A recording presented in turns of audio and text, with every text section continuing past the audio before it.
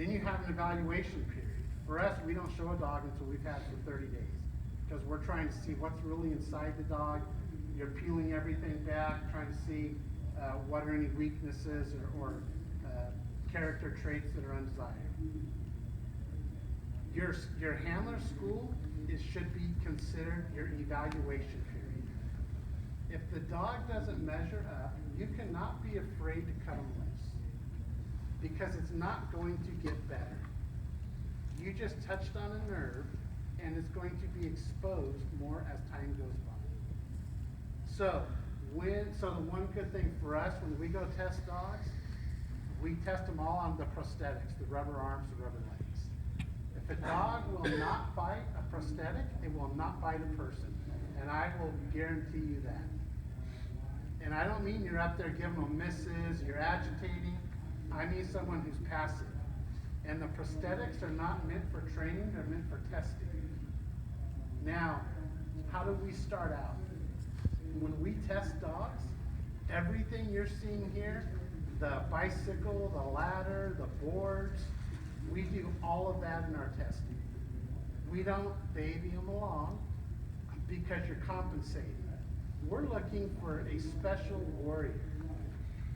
And there's guys in here that have been through our school, that have been through every bit of this in basic school.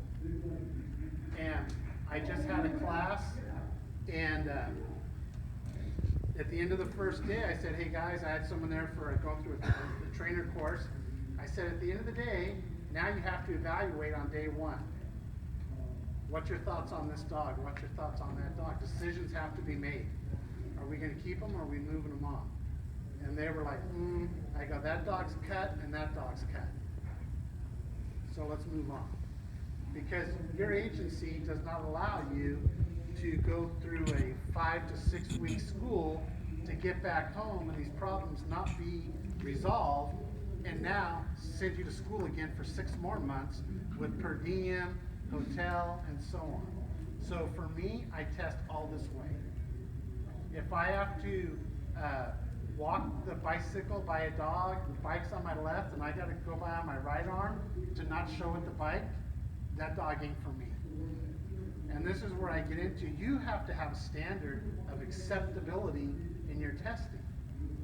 In your training and in your testing, if there's weaknesses, they're going to be magnified in a real scenario. Why? Because scenarios are cold.